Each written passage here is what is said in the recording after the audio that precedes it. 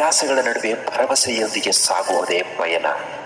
Dear friend, ಇಲ್ಲಿ ಯಾರಿಗೂ ನೋವಿಲ್ಲ, ನೋವು ಯಾರಿಗಿಲ್ಲ. ಎಲ್ಲರೂ ನೋವನ್ನು ಅನುಭವಿಸಿಯೇ ಗೆದ್ದು ತೋರಿಸಿರೋದು. ವಾಸ್ತವವನ್ನು ಒಪ್ಪಿಕೊಂಡು ಮುಂದೆ ನಡೆದು ಬಿಡು.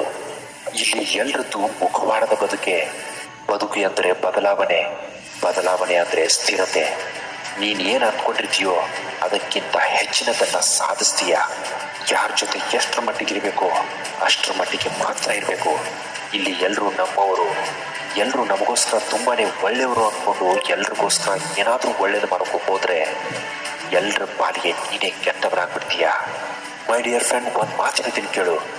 ನೀನು ಯಾರಿಗೆ ಒಳ್ಳೆಯದನ್ನು ಬಯಸ್ತೀಯೋ ಅವರೇ ನಿನ್ನನ್ನು ಕೆಟ್ಟವರನ್ನಾಗಿ ನೋಡ್ತಾರೆ. ಆದ್ದರಿಂದ ಯಾರನ್ನೂ ನಂಬೇಡ, ಯಾರ ಮೇಲೂ ಅತಿಯಾದ ಭರವಸೆಯನ್ನು ಇಡಬೇಡ. ಈ ಜಗತ್ತಿನಲ್ಲಿ ಎಲ್ಲರೂ ನೋವನ್ನು ನುಗ್ಗಿ ಬದುಕಿದವರೇ. ಜಗತ್ತು ಮೆಚ್ಚಲಂತೂ ಯಾವತ್ತೂ ಬದುಕಬೇಡ. ನಿನ್ನ ಹೆತ್ತವರು ಮೆಚ್ಚಲಂತೂ ಬದುಕು ತೋರಿಸು. ಯಾಕಂದರೆ ಈ ಜಗತ್ತು ನಿನ್ನ ಹತ್ರ ಎಲ್ಲವೂ ಇದ್ದರೆ ಮಾತ್ರ ಇವನು ನಮ್ಮವ, ನಮ್ಮ ಸ್ನೇಹಿತ, ನಮ್ಮ ಬಂಧು ಬಳಗ, ಇವನೇ ನಮ್ಮ ಪ್ರಿಯತಮ ಅಂತೆಲ್ಲ ಹೇಳುತ್ತೆ. ಆದರೆ ಹೆತ್ತವರು ಹಾಗಲ್ಲ. ನಿನ್ನ ಹತ್ರ ಏನು ಇದ್ದೇ ಇದ್ರು ಇವನು ನನ್ನ ಮಗ ಅಂತ ಹೆಮ್ಮೆಯಿಂದ ಹೇಳ್ತಾರೆ. 4 ದಿನ ದೂರ ಹೋಗಿ ನೋಡು, ಜನ ನಿನ್ನನ್ನು ಮರೆತೇ ಬಿಡ್ತಾರೆ. ಜೀವನವಿಡೀ ಮನುಷ್ಯ ತಾನು ಎಲ್ರಿಗೂ ಬೇಕಾದವನು ಅನ್ನೋ ಭ್ರಮೆಯಲ್ಲಿ ಬದುಕ್ತಾನೆ. ಆದರೆ ನಿಜ ಏನು ಅಂದರೆ ಜನರಿಗೆ ನೀವಿಲ್ಲದೇ ಇದ್ರೂ ಏನೂ ವ್ಯತ್ಯಾಸ ಆಗಲ್ಲ. ನಿನ್ನ ಅವಶ್ಯಕತೆ ಇದ್ದಾಗ ಮಾತ್ರ ನಿನ್ನನ್ನು ನೆನಪು ಮಾಡ್ಕೋತಾರೆ, ನಿನ್ನನ್ನು ಯೂಸ್ ಮಾಡ್ಕೋತಾರೆ. ಅದಕ್ಕೆ ನೀನು ನಿನಗೋಸ್ಕರ ಬದುಕು, ಇನ್ನೊಬ್ಬರಿಗೋಸ್ಕರ ಅಲ್ಲ. ಈ ಪ್ರಪಂಚದಲ್ಲಿ ಒಳ್ಳೆಯತನ ನಿನ್ನಲ್ಲಿದ್ದರೆ ಸಮಯ ಬಂದಾಗ ಮಾತ್ರ ಅದನ್ನು ಇನ್ನೊಬ್ಬರಿಗೆ ಖರ್ಚು ಮಾಡು. ಸಿಕ್ಕವರಿಗೆಲ್ಲ ನಿನ್ನ ಒಳ್ಳೆಯತನ ಖರ್ಚು ಮಾಡೋದು ಹೋದರೆ ನಿನಗೆ ನೋವು ಖಚಿತ. ಮೈ ಡಿಯರ್ ಫ್ರೆಂಡ್, ಈ ಪ್ರಪಂಚದಲ್ಲಿ ಯಾರೂ ಶ್ರೇಷ್ಠರಲ್ಲ. ಪ್ರಪಂಚವನ್ನೇ ಮುಳುಗಿಸಬಲ್ಲೆ ಎಂದು ಸಾಗರ ಮೆರಿತಾ ಇತ್ತು, ತುಂಬಾನೇ ಜಂಬದಿಂದ ಮೆರಿತಾ ಇತ್ತು.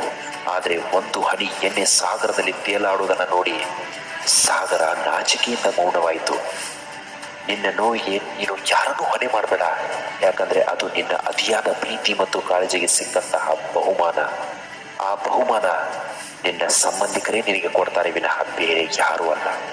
ಬದುಕಿನ ಭಾರ ನೀನೇ ಹೊರಬೇಕು.